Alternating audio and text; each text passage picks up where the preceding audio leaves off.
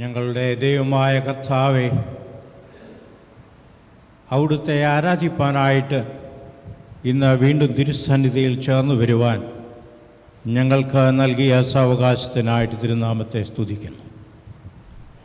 കർത്താവേ, അവിടുത്തെ വചനത്തിൻ്റെ ആഴങ്ങൾക്കായിട്ട് ഞങ്ങൾ വാഴ്ത്തുന്നു.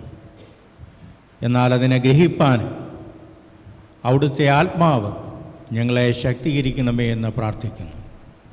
തിരുവചനത്തിൽ നിന്ന് സംസാരിക്കുകയും നിൻ്റെ വചനത്തെ ഉൾക്കൊള്ളുവാൻ ഞങ്ങളെ ഓരോരുത്തരെയും ഒരുക്കണമെന്ന് യേശു മെശിഹാ മൂലം ഞങ്ങൾ പ്രാർത്ഥിക്കുന്നു. കൃപയോടെ കേൾക്കണമേ.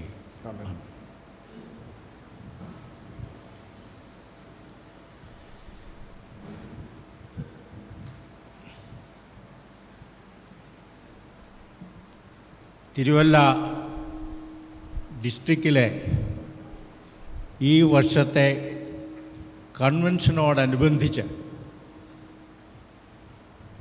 ഇന്നും അടുത്ത ഞായറാഴ്ചയും പുൾപിറ്റ് എക്സ്ചേഞ്ച് ആയിട്ട് നിശ്ചയിച്ചിരിക്കുകയാകുന്നത്.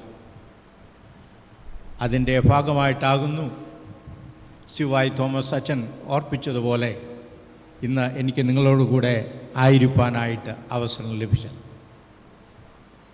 എനിക്ക് ഈ മുഖാന്തരം ഒരുക്കി തന്നതായിട്ടുള്ള ബഹുമാനമുള്ള റവറൻഡ് ഡോക്ടർ പി കെ കുരുള അച്ഛൻ ഡിസ്ട്രിക്ട് ചെയർമാനോട് എൻ്റെ വികാരിയുമായ അച്ഛനുള്ളതായ പ്രത്യേക നന്ദി ഈ അവസരത്തിൽ അറിയിക്കുന്നു.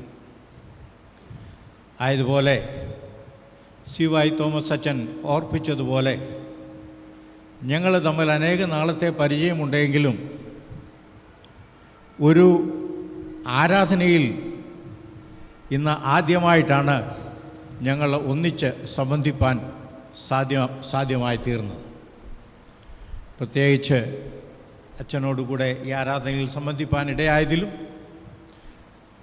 എന്നെ ഈ ആരാധനയിലേക്ക് വെൽക്കം ചെയ്തതിനുള്ള അച്ഛനുള്ള പ്രത്യേക നന്ദിയെ ഞാൻ അറിയിക്കുന്നു. മാത്രമല്ല, ഇന്ന് നിങ്ങളോടുകൂടെ ആയിരിക്കുമ്പോൾ തോമസ് മാത്യു അച്ഛനുമായിട്ട് ചേർന്ന് നിങ്ങളെല്ലാവരോടും കൂടെ ചേർന്ന് ഇന്ന് ആരാധിപ്പാൻ ദൈവം ഇടയാക്കി. ഇന്നത്തെ ആരാധന ദൈവം നമ്മൾക്ക് അനുഗ്രഹപ്രദമാക്കി തീർക്കട്ടെ എന്ന് പ്രാർത്ഥിക്കുന്നു. ദൈവം നമ്മെ ഓരോരുത്തരെയും അനുഗ്രഹിക്കുമാറാകട്ടെ. ഇന്ന് ഞാനിവിടെ ആയിരിക്കുന്നതിൻ്റെ ഉദ്ദേശത്തിൻ്റെ ഭാഗമായിട്ട് പി കെ കുരുള അച്ഛൻ നമ്മുടെ ഡിസ്ട്രിക്ട് ചെയർമാന് ആവശ്യപ്പെട്ടതിന് പ്രകാരം നമ്മുടെ അടുത്തു വരുന്നതായ കൺവെൻഷനെക്കുറിച്ചുള്ള വിവരങ്ങൾ അനൗൺസ് ചെയ്യണം, അറിയിക്കണമെന്ന് പറഞ്ഞിരുന്നു. ഞാൻ ആദ്യമായിട്ട് ആ കൺവെൻഷനെ പറ്റി അല്പം വിവരണം നിങ്ങൾക്ക് ചിലപ്പോൾ ഇതിനെക്കുറിച്ച് ഓൾറെഡി അറിയാമായിരിക്കാം, എങ്കിൽ തന്നെയും അത് ഓർപ്പിച്ചിട്ട് നമുക്ക് വചനത്തിൽ നിന്ന് അല്പസമയം ചിന്തിക്കാം എന്ന് ആഗ്രഹിക്കുന്നു. തിരുവല്ല ജില്ലാ കൺവെൻഷൻ ജാനുവരി 2 വ്യാഴം മുതൽ 5 ഞായർ വരെ, അതായത് 25 അടുത്ത മാസം ജാനുവരി 25 2025 ജാനുവരി 2 വ്യാഴം മുതൽ 5 ഞായർ വരെ നടത്തപ്പെടുന്നതാണ്. സ്ഥലം സെൻറ്റ് തോമസ് ചർച്ച് തോലശ്ശേരി. അതുകൊണ്ടാണ് ഞാൻ പറഞ്ഞത് നിങ്ങളിൽ ചിലപ്പോൾ പലർക്കൊക്കെ ഇത് ഓൾറെഡി അറിയാമായിരിക്കുമെന്നുള്ളത്. 2024 ഡിസംബർ 30 തിങ്കളാഴ്ച 6 മണിക്ക് ഇതിനോട് അനുബന്ധിച്ച ഒരു ഒരുക്ക പ്രാർത്ഥന ബഥേൽ ആശ്രമ വാരിക്കാട്ട് വെച്ച് നടത്തപ്പെടുന്നതായിരിക്കും. ഡിസംബർ 30 തിങ്കളാഴ്ച 6 മണിക്ക് ഒരു ഒരുക്ക പ്രാർത്ഥന സൗകര്യമുള്ളവർ അതിൽ പോയി സംബന്ധിക്കണമേ എന്ന് ഓർപ്പിക്കുന്നു. 2025 ജാനുവരി 5 ഞായർ 9:30, അതായത് അടുത്ത ഞായറാഴ്ച 9:30 സംയുക്ത ആരാധന ഇവിടെ വച്ച് നടത്തപ്പെടുന്നതായിരിക്കും. അതിനെക്കുറിച്ച് കൂടുതൽ വിവരങ്ങൾ സിവായ് തോമസ് അച്ഛൻ അറിയിക്കുന്നത്രേ. ഈ ആരാധനയ്ക്ക് ശേഷം ഒരു സ്നേഹവിരുന്ന് ഒരുക്കപ്പെട്ടിട്ടുണ്ട്. സ്ഥലം CSI സെൻറ്റ് തോമസ് ചർച്ച്, ഇവിടെ വെച്ച് തന്നെ ഓഡിറ്റോറിയത്തിൽ. ഈ വർഷത്തെ നമ്മുടെ പ്രാസംഗികർ റൈറ്റ് റവറൻ ഡോക്ടർ മലയിൽ സാബു കോശി ചെറിയാൻ, നമ്മുടെ ബിഷപ്പ്,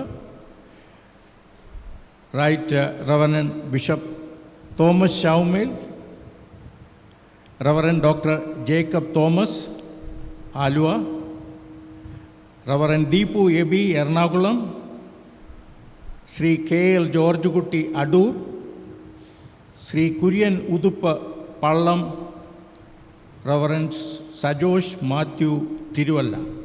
ഇവരാണ് ഈ വർഷത്തെ പ്രാസംഗികർ. നിങ്ങൾക്ക് നോട്ടീസുകൾ സർക്കുലേറ്റ് ചെയ്യുമ്പോൾ ഈ പേരുകളും കൂടുതൽ വിവരങ്ങളും ലഭിക്കുന്നത്രേ. പ്രത്യേക ചില പ്രാർത്ഥനാ വിഷയങ്ങൾ കൺവെൻഷൻ സംബന്ധിച്ച് നമ്മൾ ഓർത്ത് പ്രാർത്ഥിപ്പാനായിട്ട് ആവശ്യപ്പെട്ടിരിക്കുന്ന പ്രാർത്ഥനാ വിഷയങ്ങൾ കൂടി ഞാൻ പറയുവാനായിട്ട് ആഗ്രഹിക്കുന്നു. ഇന്നത്തെ നമ്മുടെ മധ്യസ്ഥ പ്രാർത്ഥനയിലും വരും ദിവസങ്ങളിലൊക്കെയും നമുക്ക് ഈ വിഷയങ്ങൾ ഓർത്ത് പ്രാർത്ഥിക്കാവുന്നതത്രേ. ഒന്നാമതായിട്ട് കൺവെൻഷൻ പ്രസംഗകർക്ക് വേണ്ടി പ്രസംഗമൊക്കെയും അനുഗ്രഹപ്രദമായി തീരുന്നതിന് ദൈവം സഹായിക്കുന്നതിനായിട്ട്.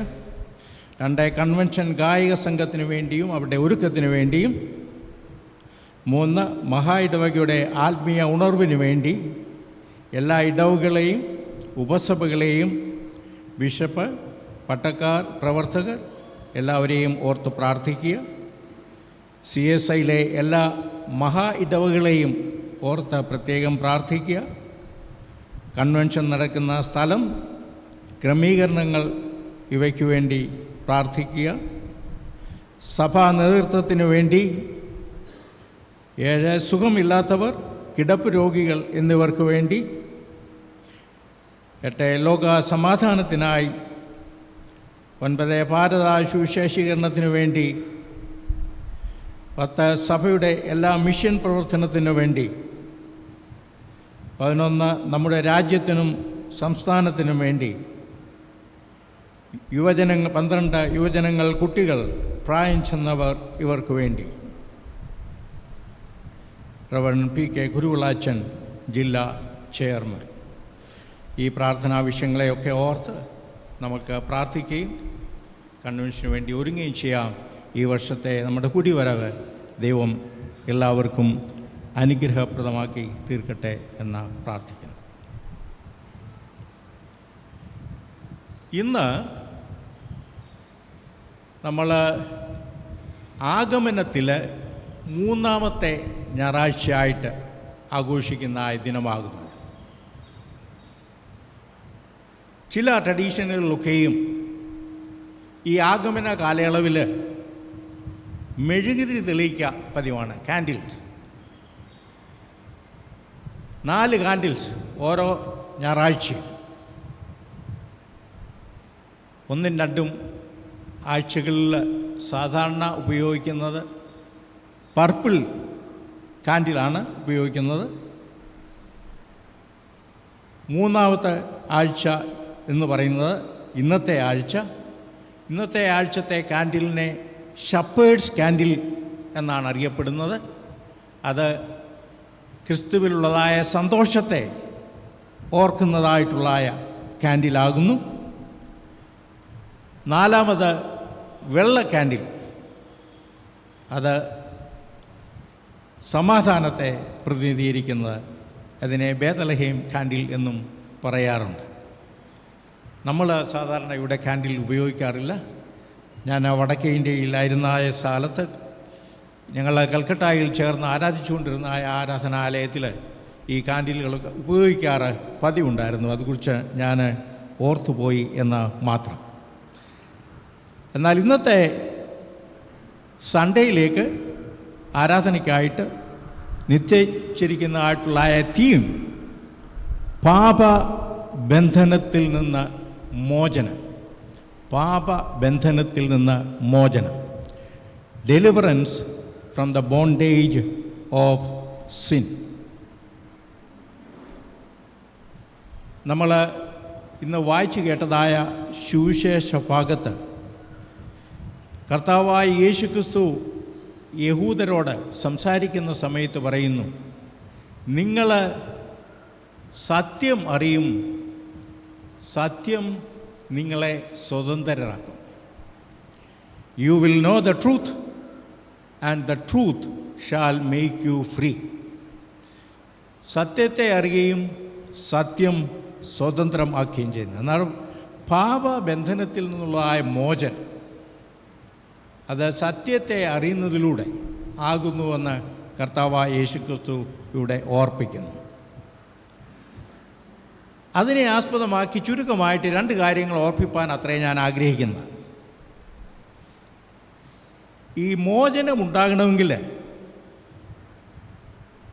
നമുക്ക് ആദ്യമായിട്ട് നമ്മൾ മോചനം ആവശ്യമുള്ളവരാണ്, നമ്മൾ പാപികളാണ്, പാപത്തിൽ നിന്ന് വിടുതൽ നമ്മൾക്ക് ആവശ്യമാണ് എന്നുള്ളതായ ഒരു ഓർമ്മയുണ്ടാകണം, ഒരു ചിന്തയുണ്ടാകണം. We need to acknowledge that we are sinners. അതുകൊണ്ടാണ് നമുക്ക് പാപത്തിൽ നിന്ന് മോചനം ഉണ്ടാകേണ്ടത്. യോഹന്നാൻ്റെ സുവിശേഷം 8-ാം അധ്യായം 31 മുതൽ 38 വരെയുള്ളതായ വാക്യങ്ങൾ നമ്മൾ വായിച്ചു കേട്ടിടത്ത് ഈ യൂതര്, യഹൂദയിലെ നിവാസികൾ യൂതര് കർത്താവായ യേശുക്രിസ്തുവിനോട് പറയുന്നു, ഞങ്ങൾ പാപികളല്ല, ഞങ്ങൾ ഒരിടത്തും അടിമയായിരുന്നിട്ടില്ല, ഞങ്ങൾ ആരുടെയും ആയിരുന്നിട്ടില്ല, പിന്നെ നീ ഞങ്ങളെ വിടിവിക്കാമെന്ന് പറയുന്നത് എന്താകുന്നു എന്നാണ് അവർ ചോദിക്കുന്നത്. ഈ യഹൂദര് ആരായിരുന്നു എന്നുള്ളതിന് വിവിധമായ അഭിപ്രായങ്ങളുണ്ട്. അതിൽ ഏറ്റവും ചേർന്ന് പോകത്തക്ക വിധത്തിൽ അംഗീകരിക്കപ്പെട്ടതായിട്ടുള്ള അഭിപ്രായം എന്ന് പറയുന്നത്, ഈ യഹൂദരിൽ ക്രിസ്ത്യാനികളായ യഹൂദരും അക്രൈസ്തവരായ യഹൂദരുമുണ്ട് യേശുക്രിസ്തു സംസാരിക്കുന്ന സമയത്ത്. കാരണം 31-ാം വാക്യം തുടങ്ങുമ്പോൾ പറയുന്നത് നിങ്ങളുടെ വിശ്വാസത്തിൽ തുടരുവാൻ പറയുന്നു. അപ്പോൾ വിശ്വാസത്തിൽ തുടരുന്നത് ക്രിസ്ത്യാനികളോടാണ്, ക്രിസ്തുവിൽ വിശ്വസിച്ചവർ, യഹൂദ ക്രിസ്ത്യാനികളായവർ. എന്നാൽ അത് താപ്പോട്ട് വായിക്കുമ്പോൾ പറയുന്നു, അവർ ക്രിസ്തുവിനെ കൊല്ലുവാൻ വേണ്ടി ശ്രമിക്കുന്നു. കൊല്ലുവാൻ വേണ്ടി ശ്രമിക്കുന്നത് ഏതായാലും കർത്താവിൽ വിശ്വസിക്കുന്നവരല്ല, പിന്നെയോ അവിശ്വസിക്കുന്നവരാണ്. അതാണ് വിശ്വസിക്കുന്നതായിട്ടുള്ള യഹൂദരും അവിശ്വാസികളായ യഹൂദരും ചേർന്നതായ ഒരു സംഘത്തോടാകുന്നു കൂടാരപ്പെരുന്നാളിൻ്റെ കാലത്ത് കർത്താവായ യേശുക്രിസ്തു സംസാരിക്കുന്നത്. അവരോട് പറയുകയാകുന്നു, സത്യം നിങ്ങളെ സ്വതന്ത്രരാക്കും. അവരപ്പോൾ പറയുന്നു, ഞങ്ങൾ ഒരിക്കലും അടിമകൾ ആയിരുന്നില്ല, നമ്മൾ അബ്രഹാമിൻ്റെ സന്തതികളാണ്, ഞങ്ങൾ അടിമനൂഹത്തിന് അധീനരായിരുന്നില്ല. എന്നാൽ അതും വാസ്തവത്തിൽ ശരിയല്ല. കാരണം ഇസ്രായേൽ ജാതി പലതവണ അടിമകളായിട്ടിരുന്നിട്ടുണ്ട്. ബാബേൽ രാജ്യത്തിന്, പേർഷ്യ രാജ്യത്തിന്, ഗ്രീക്ക് രാജ്യത്തിന്, അലക്സാണ്ടറിൻ്റെ റോമാ രാജ്യത്തിൽ ഇവരൊക്കെയും അടിമകളായിട്ടിരുന്നിട്ടുണ്ട്. എന്നാൽ അവർ പറഞ്ഞതിൻ്റെതായിട്ടുള്ള ചുരുക്കം ചിലപ്പോൾ ഞങ്ങൾ ചെറിയ കാലത്തേക്ക് ചിലപ്പോൾ ബന്ധിക്കപ്പെട്ടിരുന്നിരിക്കാം, എന്നാൽ ഞങ്ങൾ അബ്രഹാമിൻ്റെ സന്തതികളാകിയാൽ എക്കാലത്തും ബന്ധികളായിരിക്കാൻ സാധ്യമല്ല എന്നുള്ളതായിരിക്കാം. ഞങ്ങൾ ഒരിക്കലും ബന്ധികൾ ആയിരുന്നില്ല എന്ന് കർത്താവായ യേശുക്രിസ്തുവിനോട് പറയുന്നത്. പക്ഷേ അബ്രഹാമിൻ്റെ സന്തതികളെന്ന് അവർ അവകാശപ്പെട്ടുവെങ്കിലും കർത്താവ് അവരോട് പറയുന്നു, നിങ്ങൾ അബ്രഹാമിൻ്റെ സന്തതിയായിരുന്നുവെങ്കിൽ എന്നെ കൊല്ലുവാൻ നിങ്ങൾ ശ്രമിക്കുകയില്ലായിരുന്നു. അതുകൊണ്ട് ആ ക്ലെയിമും ശരിയല്ല എന്നത്രേ കർത്താവായ യേശുക്രിസ്തു ഇവരോട് പറയുന്നു. യഹൂദന്മാർ വളരെയേറെ സന്തോഷിച്ചിരുന്ന ഒരു കാര്യം, മറ്റുള്ളവരോട് പറയുവാനായിട്ട് ആഗ്രഹിച്ചിരുന്ന കാര്യമാണ് അവർ അബ്രഹാമിൻ്റെ സന്തതികളാണ്. എബ്രഹാമിനോട് പറഞ്ഞു ദൈവം, നിനക്ക് ആകാശത്തിലെ നക്ഷത്രങ്ങളെപ്പോലെയും കടൽക്കരയിലെ മണൽത്തരികളെപ്പോലെയും സന്തതികളെ ഭക്ഷിപ്പിച്ചു തരും, നിനക്കൊരു വാഗ്ദത്ത ദേശം തരും എന്നൊക്കെയും അബ്രഹാമിനോട് പറഞ്ഞു. ഞങ്ങൾ ആ സന്തതികളാണെന്നാണ് അവകാശപ്പെട്ടത്. കർത്താവ് അവരോട് പറയുന്നു, എന്നാൽ നിങ്ങൾ അങ്ങനെ ഉള്ളവരല്ല. അവർ പാപത്തിൻ്റെ അടിമകളായിട്ട് അത്രേ അവരെ ചിത്രീകരിച്ചിരിക്കുന്നത്. ആ അക്നോളജ്മെൻറ്റ് വന്നെങ്കിലേ, അതിനെക്കുറിച്ചുള്ളതായ ഒരു അംഗീകാരം വന്നെങ്കിലേ അവർക്ക് വിടുതലാകും. അവകാശപ്പെടുവാൻ പറ്റുകയുള്ളൂ. പുറപ്പാട് പുസ്തകം 14-ാം അധ്യായം നമ്മത്തെ ആദ്യത്തെ പാഠമായിട്ട് വായിച്ചത് കേട്ടത്, അവിടെ മിസ്രയീമിൽ യഹൂദര്, ഇസ്രായേൽ ജാതി അടിമത്തത്തിലായിരുന്നപ്പോൾ അവരെ കരഞ്ഞ് ദൈവം അവരെ അവിടുന്ന് വിടുവിക്കുന്നതായിട്ടത്രേ വായിക്കുന്നത്. അവിടെ ഒരു അക്നോളജ്മെൻ്റ് ഉണ്ടായിരുന്നു, ഞങ്ങൾ പാപികളാണെന്നുള്ളതായ ഒരു ഓർമ്മ വന്നു. അപ്പോഴാണ് അവർ കർത്താവായ യേശുക്രിസ്തുവിനോട് കരയുന്നതും ദൈവത്തോട് കരയുന്നതും ദൈവം മോശ മുഖാന്തരം അവരെ വിടുവിക്കുകയും ചെയ്യുന്നത്. റോമാലേഖനം 8-ാം അധ്യായം നമ്മളിന്ന് വായിച്ചു കേട്ടു, 1 മുതൽ 11 വരെയുള്ളതായ വാക്യങ്ങൾ. അതിനല്പം മുമ്പായി 6-ാം അധ്യായത്തിൽ പൗലോസ് പറയുന്നു, you were once slaves of sin. ഒരിക്കൽ നിങ്ങൾ പാപത്തിൻ്റെ അടിമകളായിരുന്നു. റോമർക്ക് എഴുതുമ്പോൾ പൗലോസ് അവരെ ഓർപ്പിക്കുകയാണ്. വേറെ ഭാഗങ്ങളിലും നമ്മൾ പാപത്തിന് അടിമകളായിരുന്നുവെന്ന് വേദപുസ്തകം നമ്മളെ പലപ്പോഴും ഓർമ്മിപ്പിക്കുന്നു. നാശത്തിൻ്റെ അടിമകൾ, പാപത്തിൻ്റെ അടിമകൾ, ആ അടിമത്തത്തെക്കുറിച്ചാകുന്നു ഇന്ന് നമ്മളെ ഓർപ്പിക്കുന്നത്. നമ്മൾക്ക് മോചനം ഉണ്ടാണെങ്കിൽ നമുക്ക് മോചനം ആവശ്യമാണ്. നമ്മുടെ ദൈനംദിന ജീവിതം നമ്മളൊക്കെയും നമ്മുടെ ജീവിതത്തിൽ ഏതോ ഒരു സമയത്ത് കർത്താവായ യേശുക്രിസ്തുവിനെ ഉൾക്കൊണ്ടവരാണ്, സ്വീകരിച്ചവരാണ്. എന്നാൽ ദൈനംദിന ജീവിതത്തിൽ എന്നും നമ്മൾ കുറവുള്ളവരാണ്. നമ്മുടെ പാപത്തെ ദൈവസന്നിധിയിൽ ഓർക്കുക, അംഗീകരിക്കുക, അതിൽ കൂടിയാകുന്നു നമ്മൾക്ക് വിടുതൽ ലഭ്യമായി തീരുന്നത്. ഈ പാപത്തെ ഓർക്കുക, അതാണ് പാപികളാണെന്ന് അംഗീകരിക്കുക, ഒന്നാമത്തെ കാര്യം. രണ്ടാമത്തെ കാര്യം ഈ ഭാഗത്ത് ഓർപ്പിക്കുന്നത് സത്യാന്വേഷികളായി തീരുക, സത്യത്തെ അന്വേഷിക്കുക. അതാണ് അവരോട് ഓർപ്പിച്ചത്. നിങ്ങൾ സത്യത്തെ അറിയുകയും സത്യം നിങ്ങളെ സ്വതന്ത്രരാക്കുകയും ചെയ്യും. സത്യത്തെ അന്വേഷിക്കും. ഇന്ന് നമ്മൾ ജീവിക്കുന്ന കാലഘട്ടത്തെ an age of post truth, സത്യാനന്തര കാലമെന്നാണ് പറയുന്നത്. സത്യാനന്തര കാലം. ഒരു കാലത്ത് സത്യം എന്നൊക്കെ പറയുമായിരുന്നു. ഇന്ന് എന്താ സത്യം? ഇത് രണ്ട് തരത്തിൽ. ഒന്ന്, എല്ലാം സത്യം, ആരെന്നോ പറഞ്ഞാലും അത് സത്യം. രണ്ടാമത് ഒരു കൂട്ടർ പറയുന്നു ഒന്നും സത്യമല്ല, എന്തോ പറഞ്ഞാലും അത് സത്യമല്ല. അപ്പോൾ യേശുക്രിസ്തു ഇവിടെ എന്താണ് പറയുന്നത്? നിങ്ങൾ സത്യത്തെ അറിയുവാൻ. പീലാത്തോസ് കർത്താവായ യേശുക്രിസ്തുവിനോട് ചോദിച്ചു, വാട്ട് ഈസ് ട്രൂത്ത്? സത്യം എന്താകുന്നു എന്ന് പീലാത്തോസ് കർത്താവായ യേശുക്രിസ്തുവിനോട് ചോദിക്കുന്നു. എന്നാൽ ആ സത്യത്തെ അറിയുവാനും ആ സത്യത്തെ അനുകരിപ്പാനുമല്ല പീലാത്തോസ് അത് ചോദിച്ചത്. യേശുക്രിസ്തുവിനെ ഒന്ന് കൊടുക്കുവാനും വേണ്ടി മാത്രം ചോദിച്ചു എന്നുള്ളതേ ഉള്ളൂ. സത്യം എന്താണ്? തോമസും കർത്താവായ യേശുക്രിസ്തുവിനോട് പറയുന്നു, ഞങ്ങൾക്ക് വഴി എന്താണെന്ന് അറിയില്ല. ഏതാണ് വഴി? നീ പോകുന്നിടത്ത് ഞങ്ങളും വരുമെന്ന് പറഞ്ഞു. നീ പോകുന്ന വഴി ഏതാണെന്ന് ഞങ്ങൾക്ക് അറിയില്ല എന്ന് പറഞ്ഞപ്പോൾ യേശുക്രിസ്തു പറയുന്നു, ഞാൻ തന്നെ വഴിയും സത്യവും ജീവനുമാണ്. I am the truth. അപ്പോൾ ഈ സത്യ അന്വേഷണമെന്ന് പറയുന്നത് ക്രിസ്തുവിനെ കണ്ടെത്തുക, ക്രിസ്തുവിനെ അനുഭവിക്കുക, ക്രിസ്തുവിനെ സ്വന്തമാക്കുക എന്നുള്ളതാണ്. അതാണ് സത്യത്തിൻ്റെതായ അന്വേഷണം എന്ന് പറയുന്നത്.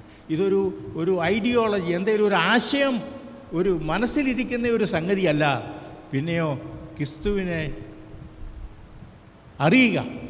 അറിയുക എന്ന് പറയുമ്പോൾ ഒരു മെൻ്റൽ നോളജ് മാത്രമല്ല, പിന്നെയോ ഒരു ഇൻറ്റിമേറ്റ് റിലേഷൻഷിപ്പ്, തമ്മിലുള്ളതായ ബന്ധം, അതാകുന്നു നോളജ് ആയിട്ടിവിടെ പറയുന്നത്. അതിനെക്കുറിച്ച് പല വേദഭാഗങ്ങളുണ്ട്. അതിലൊന്നും സമയക്കുറവ് കൊണ്ട് ഞാൻ പോകുവാനായിട്ട് ആഗ്രഹിക്കുന്നില്ല. ക്രിസ്തുവിനെ അറിയുക. എന്നാൽ നമ്മളെല്ലാവരും ക്രിസ്തുവിനെ അറിയുന്നവരാണ്. അതുകൊണ്ടാണ് നമ്മളിവിടെ ആരാധനയ്ക്ക് വന്നിരിക്കുന്നത്. എന്നാൽ യേശുക്രിസ്തു പറയുന്നത് അറിയുക മാത്രമല്ല, ആ സത്യത്തെ അറിഞ്ഞിട്ട് സത്യത്തെ അനുകരിക്കുക. Knowing the truth and doing the truth. അറിയുകയും അതിനെ അനുകരിക്കുകയും ചെയ്യുക. എന്നാൽ നിങ്ങൾ സ്വതന്ത്രരാകുമെന്നാണ് പറയുന്നത്. അപ്പോൾ നമ്മളൊക്കെയും സത്യം അറിയുന്നവരാണ്, ക്രിസ്തുവിനെ സ്വന്തമാക്കിയവരാണ്, ക്രിസ്തുവിനെ അംഗീകരിച്ചവരാണ്. എന്നാൽ എൻ്റെയും നിങ്ങളുടെയും ദൈനംദിന ജീവിതത്തിൽ നമ്മൾക്ക് ആ സത്യത്തിന് അനുസൃതമായിട്ട് ജീവിപ്പാൻ കഴിയാതെ പോകുന്നു എന്നുള്ളതാണ് നമ്മളുടെ കുറവ്. അത് നമ്മൾക്ക് എല്ലാവർക്കും ഉണ്ട്. എനിക്കതിൽ നിന്ന് ഒരു എക്സെപ്ഷനുമില്ല. നമ്മളെല്ലാവരും ഒരുപോലെ ആ അറിയുന്ന ആ സത്യത്തിന് അനുരൂപരായി ജീവിപ്പാൻ കഴിയാതെ പോയവരാണ്. അതാണ് നമ്മുടെ കുറവ്. കർത്താവായ യേശുക്രിസ്തു ഓർപ്പിക്കുന്നത് സത്യത്തെ അറിയുക, സത്യത്തെ അനുകരിക്കുക, എന്നാൽ you will be my disciples, എന്നാൽ നിങ്ങൾ എൻ്റെ ശിഷ്യർ ആകുമെന്നാണ്. സത്യത്തെ അറിഞ്ഞുകൊണ്ട് മാത്രം കർത്താവിൻ്റെ ശിഷ്യന്മാരായി തീരുവാനായിട്ട് സാധ്യമല്ല. സത്യത്തെ അറിയുകയും ആ സത്യത്തെ അനുകരിക്കുകയും ചെയ്യുന്നതിൽ കൂടി മാത്രമേ കർത്താവിൻ്റെ ശിഷ്യരാകുവാനായിട്ട് നമുക്ക് സാധ്യം ആകുകയുള്ളൂ. അതുകൊണ്ടാണ് നമ്മൾ വായിച്ചു കേട്ടതായിട്ടുള്ള റോമാലേഖനം നമ്മളെ ഓർപ്പിക്കുന്നത്. റോമാലേഖനത്തിൻ്റെ 8-ാം അധ്യായത്തിൻ്റെ 1 മുതൽ വായിച്ചു കേട്ടതായ ഭാഗത്ത് പറയുന്നു, പരിശുദ്ധാത്മാവാകുന്നു നമ്മളെ സ്വതന്ത്രരാക്കുന്നത്. ഈ കർത്താവ് നമ്മൾക്ക് വേണ്ടി മരിച്ചു, നമ്മൾക്ക് ജീവൻ നൽകാനായിട്ട് ഈ ലോകത്തിൽ വന്ന് ജീവിച്ചു, ജീവനെ നൽകി, മരിച്ച് ഉയർത്തെഴുന്നേൽക്കപ്പെട്ടു. ആ ജീവിതത്തെ, ആ സത്യത്തിലേക്ക് നമ്മളെ നയിക്കുന്നത് ഈ പരിശുദ്ധാത്മാവിൻ്റെ പ്രവർത്തനമാണ്. ആ പ്രവർത്തനമാണ് നമ്മളുടെ ജീവിതത്തിൽ എക്കാലവും ഉണ്ടാകേണ്ടത്. ദൈനംദിന ജീവിതത്തിൽ ഈ ആത്മാവ് നമ്മളെ നടത്തുന്നുവെങ്കിൽ നമ്മൾ ഈ അടിമത്തത്തിൽ നിന്ന് മോചിക്കപ്പെട്ടവരായിട്ട് തീരും എന്നത്രേ ഓർപ്പിക്കുന്നത്. ഞാൻ ഈ പറയുന്ന എന്നെ കേൾക്കുന്നതായിട്ടുള്ള നിങ്ങളെല്ലാവരും തന്നെ ഈ സത്യത്തെ ഗ്രഹിച്ചവരും അറിഞ്ഞവരുമാണ് എന്ന് ഞാൻ ധരിക്കുന്നു. എന്നാൽ ഈ ഗ്രഹിച്ചതായ സത്യം അനുസരിച്ച് ജീവിപ്പാൻ നമുക്ക് കഴിയാതെ പോയ കുറവുകളെയാണ് പാപത്തിൻ്റെ അടിമത്തം എന്ന് നമ്മളെ ഓർപ്പിക്കുന്നത്. We are in the bondage of sin. നമ്മുടെ ദൈനംദിന ജീവിതത്തിൽ ഈ അറിഞ്ഞ സത്യങ്ങൾക്ക് അനുരൂപരമായിട്ട് ജീവിപ്പാൻ നമ്മൾക്ക് കഴിയാതെ പോകുന്നു.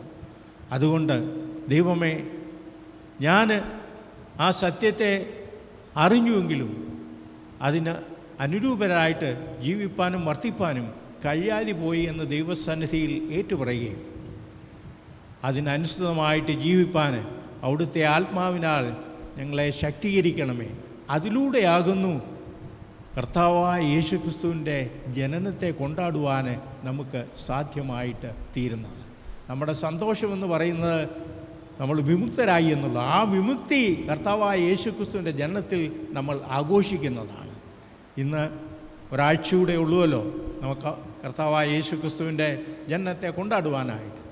അപ്പോൾ നമ്മളുടെ ഈ ഒരുക്കത്തിൻ്റെതായ സമയം, നമ്മളുടെ പാപമയമായിട്ടുള്ള നമ്മളുടെ ജീവിതത്തെ ദൈവസന്നിധിയിൽ സമർപ്പിച്ച് കർത്താവിൻ്റെ ആത്മാവിനാൽ നമ്മളെ ശക്തീകരിച്ച് നമ്മൾ ആ പുതുജീവന് മോക്ഷമുള്ളവരായിട്ട് ജീവിപ്പാൻ ദൈവം നമ്മളെ സഹായിക്കട്ടെ എന്ന് നമ്മൾക്ക് പ്രാർത്ഥിക്കാം. ദൈവം നമ്മളെ ഓരോരുത്തരെയും അനുഗ്രഹിക്കുമാറാകട്ടെ. ഇപ്പോൾ പിതാവായ ദൈവത്തിനും പുത്രനായ ദൈവത്തിനും പരിശുദ്ധാത്മാവായ ദൈവത്തിനും സകല ബഹുമാനവും മഹത്വവും കാലാവസാനം കൂടാതെ ഉണ്ടായിരിക്കട്ടെ.